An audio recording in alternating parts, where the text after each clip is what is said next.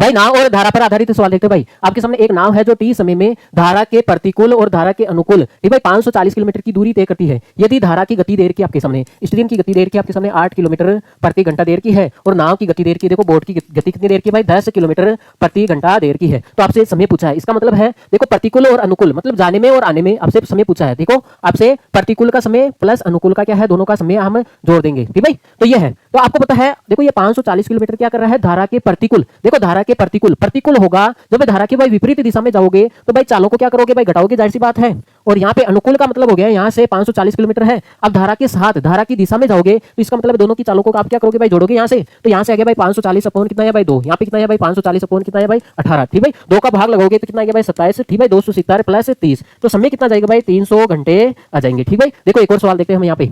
देखो एक नाव द्वारा धारा के प्रतिकूल एक निश्चित दूरी तय करने में लिया गया समय है। देखो धारा के प्रतिकूल एक निश्चित दूरी तय करने में लिया गया समय की बात कर रहा है यार। किसका समय है भाई ये आपके सामने प्रतिकूल का समय है। प्रतिकूल का जो समय है जो धारा के अनुकूल दूरी तय करने में लगने वाला समय का क्या है भाई 3 गुना है। देखो प्रतिकूल है, प्रतिकूल में जो लगा समय है वो धारा के अनुकूल में लगा समय का क्या है भाई 3 गुना है, ये कहना चाह रहा है ठीक भाई। यहाँ से देखो यहाँ से समय का अनुपात निकाले भाई यहाँ से ठीक भाई। अगर समय का अनुपात निकाले यहाँ से तो कितना जाएगा आपके सामने भाई 3 अपॉन कितना जाएगा 1 आ जाएगा। देखो आपको पता है जिसमें ज्यादा समय लग रहा है इसका मतलब है उसकी गति कम होगी। तो हम चाल का देखो स्पीड का ठीक भाई यहाँ से हम स्पीड का क्या निकाल सकते हैं भाई, यहाँ से स्पीड का हम रेशियो निकाल सकते हैं। देखो हमेशा जो देखो टाइम का रेशियो रहेगा ना उसका उल्टा कर दो तो क्या आ जाएगा भाई स्पीड का रेशियो आ जाएगा ठीक भाई। अब मुझे एक बात बताओ यहाँ पे देखो आपके सामने एक तो नाव है, नाव की चाल तो मान ली हमने भाई। आपके सामने क्या है भाई बोट है, बोट की चाल मान ली भाई x किलोमीटर प्रति घंटा है और धारा की गति ठीक भाई स्ट्रीम की गति मान ली हमने y किलोमीटर प्रति घंटा है। मुझे एक बात बताओ अगर आप धारा के विपरीत दिशा में ठीक भाई आप प्रतिकूल जाओगे,